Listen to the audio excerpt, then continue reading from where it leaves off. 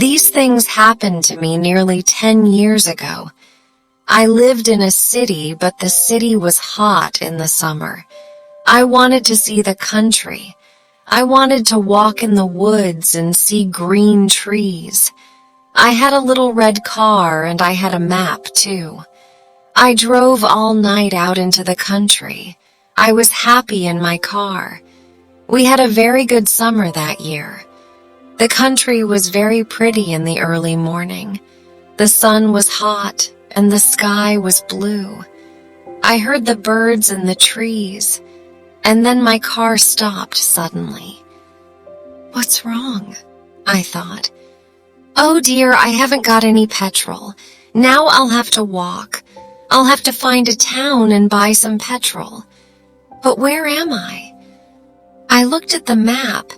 I wasn't near a town. I was lost in the country. And then I saw the girl. She walked down the road with flowers in her hand.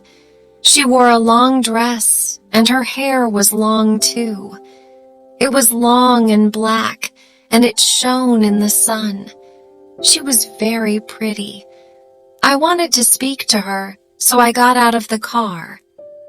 "Hello," I said. "I'm lost." "Where am I?" I said.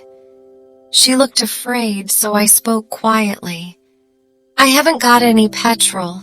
Where can I find some?" I said. Her blue eyes looked at me and she smiled. She's a very pretty girl, I thought. "I do not know," she said. "Come with me to the village. Perhaps we can help you," she said. I went with her happily, and we walked a long way. There isn't a village on the map, I thought. Perhaps it's a very small village, she said. There was a village, and it was old and pretty.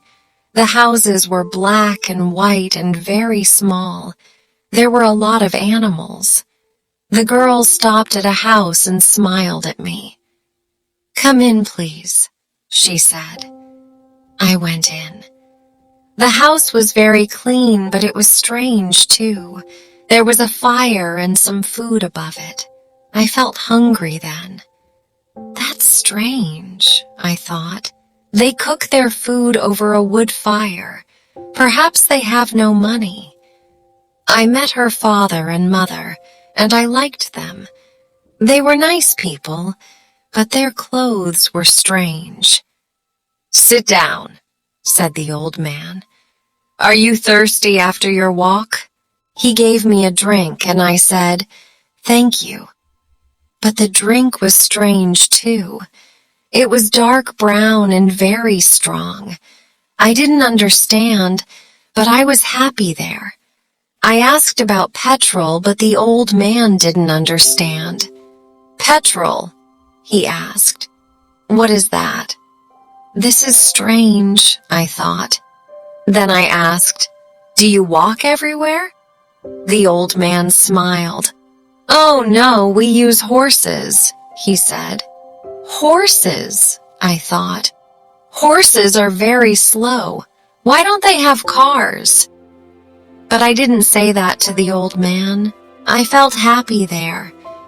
I stayed all day, and I ate dinner with them that evening. Then the girl and I went out into the garden.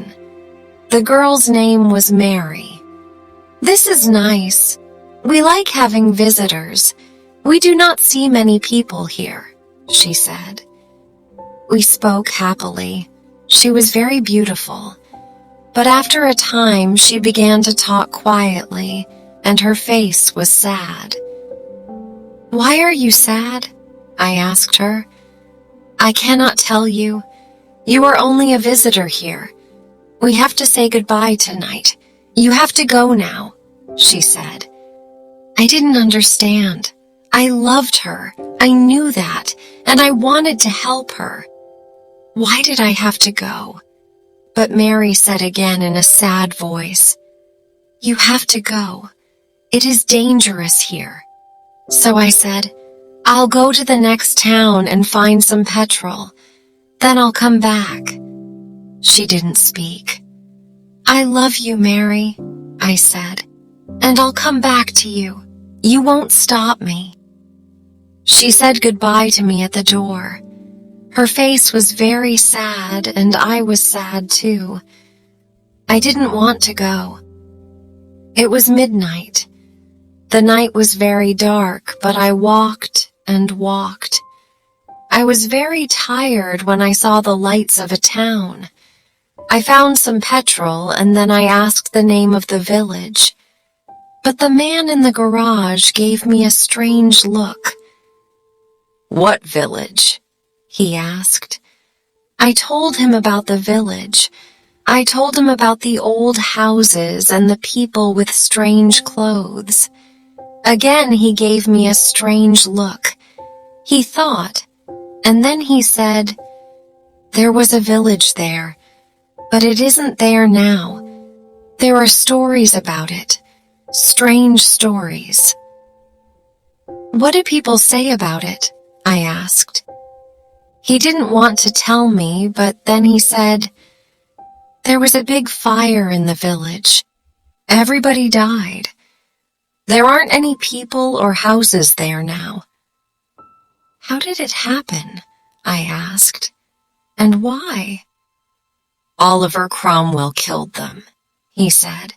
"He was angry with the villagers because they helped the king in the war." I couldn't speak. This isn't right, I thought. That war happened 350 years ago. Then I remembered the strange clothes, the long hair, the food, the fire, and the old houses. And I remembered, too, about the horses. "But I don't understand," I cried. "I saw the people and the village. I spoke to some people there." The man looked quickly at me, and then he spoke. "There's an interesting story about the village. For one day every 10 years it lives again, but only for one day. Then it goes away again for another 10 years. On that one day you can find the village, but you have to leave before morning or you will never leave." Can this be right? I thought. Perhaps it was. Mary said, "You have to go." She loved me, but she said, "We have to say goodbye." She was afraid for me. Now I understand, I thought. I went back to the village, but it wasn't there. I looked again, but I couldn't find it. I saw only flowers and trees. I heard only the sound of the birds and the wind. I was very sad. I sat down on the ground and cried. I will never forget that day. I remember Mary and I will always love her. Now, I only have to wait 2 months. The village will conic back again. On the right day, I will go back. I will find her again, my love with the long black hair. And this time I will not leave before morning. I will stay with her.